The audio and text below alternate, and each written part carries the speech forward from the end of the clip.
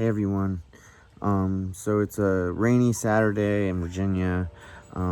Sitting here on my back porch, and I was just DMing with some people, and a topic came up with someone that I was speaking to, and this person had a relationship with someone, and they felt like they had kind of been wronged in the relationship. And so I was talking to them about how to basically take their power back from that person. But a concept came up that I really thought would warrant a conversation, and that's knowing your worth. And it's something that if you're in therapy, or if you're in seeing a shrink, or if you're in a recovery program and going to meetings, you always have to know your worth. And knowing your worth really sets boundaries for other people, and it sets boundaries for yourself. So I want to talk about it for a minute. So take, for example, let's say you're in a relationship with someone, and let's say you do something or they do something that throws the dynamic of the relationship off.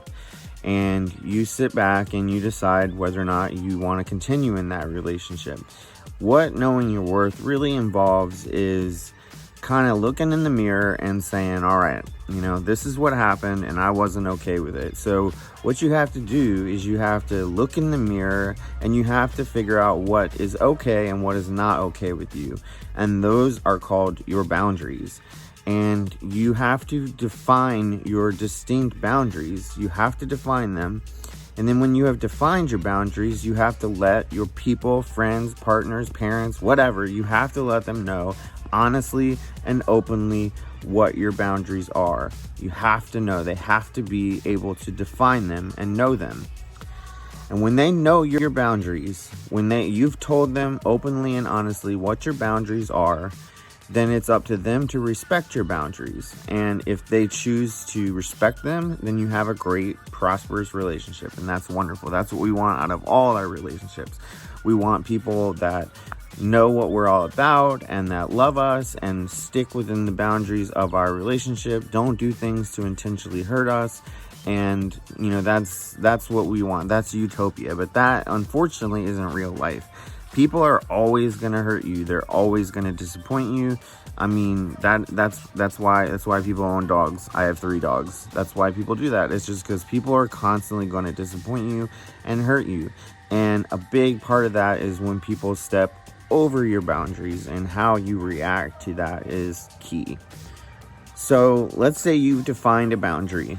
Let's say you've defined a boundary with a friend, and you don't want that friend to say X or Y about you anymore. Let's say they've said some things that hurt your feelings, and they didn't know it, they hurt your feelings. They were just being, funny or whatever, and they didn't realize they were hurting you. And you thought about it. You were strong enough to look in the mirror and define that as, hey, this is kind of hurting my feelings and it's making me feel a little crappy. So I need to be honest and tell that person what's up. So let's say you define that boundary within your brain and you say, okay, well, I'm not okay with this person calling me this. And then the next step is you have to openly and honestly communicate that boundary to that person. And when you've done that, it's up to them to respect that boundary. And when they don't, if they don't, that's when a problem comes up. So let's say you've done this whole thing, you've done the whole exercise, you've defined your boundary, you communicated openly and honestly with your friend, partner, parent, whatever that may be. What happens when they don't respect your boundary? They step over the line.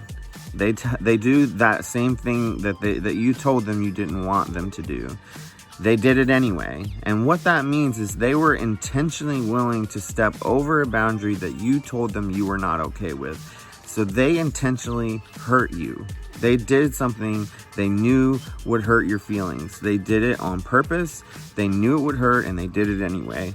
So you have to, at that point, decide whether or not you want that person in your life. Do you want to be around people that intentionally hurt you? Are you able to forgive them for that? Is that boundary something that you're able to forgive, or is it a deal breaker? In love, especially in love, there has to be some sort of deal breakers. I mean, there doesn't have to be. If you're willing to just be a total doormat for the rest of your life, then that's you. But I mean, in my life personally, I've had to set, things that are just absolute deal breakers for me. And I'm not going to get into my personal boundaries, but you know what's a deal breaker for you. And that's a good way to start setting boundaries. And you start with those boundaries. Those are the big ones. And if someone steps over the line there, then you got to ask them out of your life. But the other things, the smaller boundaries, the shorter boundaries, maybe you're able to forgive them. Maybe you just have to talk to them about it. Maybe you have to have a healthy dialogue about that boundary and give them another chance. And if they do it again, then maybe you ask them out of your life. But that's all up to you. That's setting your worth.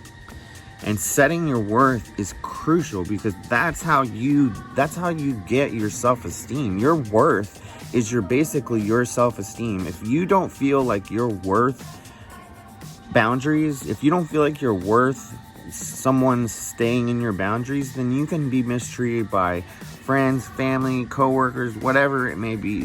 People can walk all over you because you have no self-esteem. But that's the thing sometimes with addicts, is we have low self-esteem because we had issues that popped up in our past, in our childhood, that caused us to have low self-esteem. But as we grow up and as we gain understanding of who we are as an adult and as a person, we develop a personality. We have to develop our worth as well. And a part of that is building your self-esteem up. So when someone steps over the line, you've got to know, hey, I'm worth more than that. And so when you know your worth, and you know you're worth more than someone intentionally hurting you, you have to decide at that point in time what to do about it. Do you ask that person out of your life? Do you cut them off? Do you just give them a break? Do you take a break from the relationship for a month or two, or a month or a week? Or do you just stop talking to them? Do you break up? Do you tell your parents, whatever, I'm moving out? Whatever the boundary is, whoever it's with, I've had recent conversations with coworkers about boundaries. And that's knowing your worth is so important, because if you don't know your worth, you're going to have terrible self-esteem. And if you have terrible self-esteem, it's going to affect all sorts of parts of your life, especially if you're listening to this video. If you watch anything that I talk about, you probably have some sort of mental health issues. That means self-esteem issues. So knowing your worth is key. Homework. Do it.